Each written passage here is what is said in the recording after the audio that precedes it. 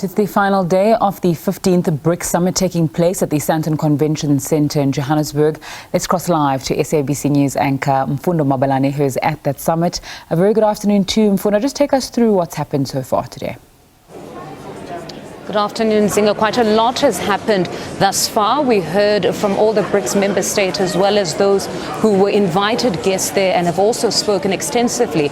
But we're now joined by Dr Thapelo Tselapedi, a political analyst from Rhodes, just to make sense of everything that has been stated this afternoon. Good afternoon, Doctor, and thank you very much for joining us. Thank you, and good afternoon to all your viewers. No, it's a pleasure to have you with us. Perhaps to start with just the expansion, 6 new countries, your take on that? Look, I think it's interesting. Obviously, there was a lot more countries that I had applied to be part of the BRICS. I think it was important, obviously, not to invite all of them. It makes sense. BRICS is not obviously the United Nations, but quite clearly BRICS is bigger than a G7 in that sense. So I think it's good. I think there was a clear and thought out process with this expansion. But I think as time goes on, we'll have a clearer picture as to why these countries were included.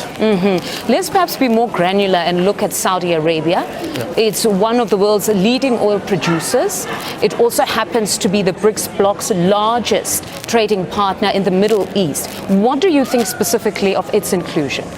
Look, I think let's sort of anchor the discussion on the history, right? The basis of BRICS has been to ensure that there are players who are part of BRICS that exercise influence in their respective areas or respective regions.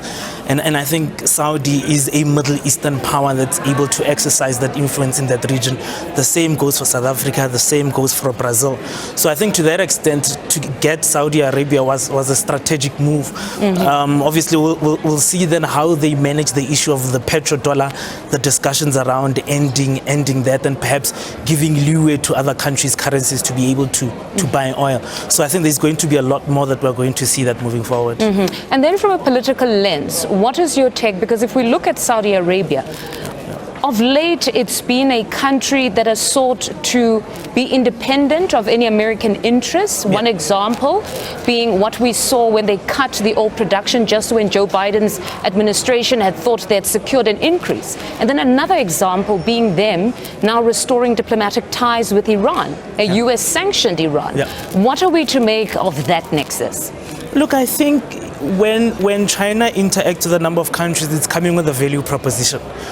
And I think that value proposition is around development. And I think a driver of that has been how do we get these business arrangements that benefits us from in them able to drive development in our respective countries.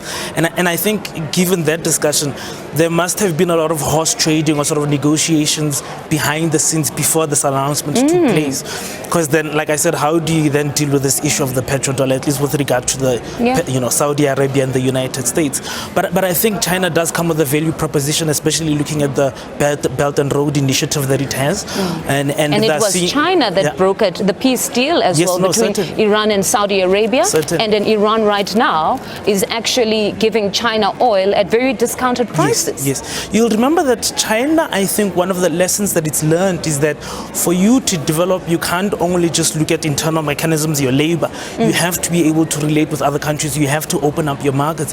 And I think there's that understanding in the Middle East. Precisely this is why you have that peace agreement between Iran and Saudi Arabia, because they understand that you can't move without one another. And I think China is what is bringing that on board. It's honestly just so beautiful to analyze that clearly there was a lot of thought into this, in as much as many were thinking, is there a criterion? Yeah. We clearly are seeing here that there is some sort of a link. Yeah. Now, with Iran itself, if we look at everything that's been happening now with its economy, particularly with these economic sanctions, one would wonder that what is it that it would benefit from this particularly, or what BRICS bloc would benefit from in Iran currently? Look, you have to obviously understand that Iran is sort of outside of the constellation of Euro-American power or Western power. And so in a sense, also BRICS, particularly with Russia and China, also operate outside of the Atlantic power. So there's a need, of course, to be able to make sure that these countries still develop even with all of these sanctions. I think Iran for quite a number of times has been circumventing the sanctions that has been imposed by the United States and broadly West. And I think it's an important player as well in the region. As to how then vis-a-vis the relationship with Israel, that's going to be interesting moving forward as well. You know what, we actually do understand that there's a photo opportunity currently underway. I hope we can get you those visuals. Thapelo, please do just stand by for us as we just take you to that photo opportunity where all the leaders have gathered there.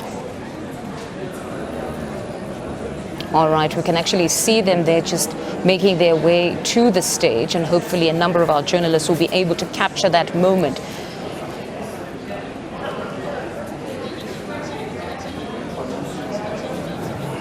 All right, we'll await our journalists to capture that moment. Dr. Thapelo, as we were just speaking now on Saudi Arabia itself, I want to go back to just what it stands to benefit here. Diversification, one would think, at the heart of it, that they've essentially been predominantly an economy that's driven by oil. Yeah. Is there that potential now within the bloc for them to benefit insofar as their diversification plans? No, I think there are huge opportunities for them. Like I said, I think one of the drivers of change within the BRICS are businesses. And how do you then, instead of competing with one another within the BRICS bloc, how do you bring compatibility in the sense that, yes, okay, Saudi does bring oil. I think in China it's a manufacturing power. So from a manufacturing point of view, what does that bring? What does South Africa bring? So how do you then leverage or harness the powers of each country within BRICS to make sure that you bring development in the respective areas to business? So I think there's a lot of opportunities for it to move beyond the sort of resource of oil, and I think that's the same for all other countries within BRICS. And then we move it to Africa, Egypt, the second largest economy. The inclusion there, what do you make of it? Look, I think Egypt is going through its own problems. I think quite recently they had talked about potentially defaulting on some of their payments or debts. Yes. So it's quite interesting to see that inclusion. But I mean, this is the same as well for Argentina, given it's also debt restructuring. And one would have thought that President Lula would have pushed for an Argentina, which is dealing with a serious debt burden. Yes. But look, I think I think given the optics, it may look like President Cyril Ramaphosa was able to push the African agenda, of course, with the inclusion of two countries into the BRICS. I think the discussions, at least from South Africa, has been anchored around Africa also being able to benefit within the BRICS bloc. I think so to that extent he sort of held true on that promise, so that I think that's quite important. Egypt is a big player in the region in North Africa. You can't avoid them, but I think of course they also have their own relationship with Euro-American power that I think needs to be engaged. I'm glad that you mentioned that because they seem to be a friend of both the East and the West. And we do know that currently Russia is building their biggest new nuclear plant, actually the first one in Egypt. So a country such as Egypt, which would be seen as having been the recipients of great American aid, quite a significant amount, also having great relations then with the East. It's a very balanced type of a political relationship. I mean, look, many countries sit on that. Pretoria sits really between the East and the West, in the same way as Egypt does the same. So I think the issue is to how do you skillfully secure, one, your sovereignty, and two, how do you secure your development in a manner that does address some of the challenges in a particular country. And I think that's quite important. And I think that has been the basis of non-alignment. And I think for me, this is the practical expression of that. And like I said, I think whether Russia, whether China, there is value proposition for Egypt, South Africa, and Argentina to form part of the BRICS bloc, at least for the two, with Argentina and Egypt to form part of the BRICS bloc. But I think there has to be a careful managing of all of these relationships in such a manner that it does not obviously create a situation where the West thinks of itself as being isolated now that Egypt is forming part of the BRICS alliance. I don't think that's the case. I think for me what's important with this BRICS development is that they've foregrounded the issue of development as a way to leverage political stability, not only in this continent, but also in the Middle East. So that's quite important, I think, when we look at this expansion debate. All right. And then just Ethiopia in closing, your take of that? Look, I think Ethiopia is quite interesting. You know, I was initially surprised given the that it's not quite a strong economy as such. But I think BRICS and quite is a looking... bit of instability in Ethiopia. Sorry? And quite a bit of instability Yes, at I some think point. The Tigray issue Yes. was then settled, Yeah. but then there's now been instability yet again. Look, it's one of the world's biggest humanitarian crises right now, I think, and there needs to be a wrestling with political stability in the area. But also it does give BRICS access to the Horn of Africa. I think roughly between 20 to 30% of world trade happens in that area, especially because it integrates 3 continents in that sense, or 2 continents in that sense. So it's quite an important trading route.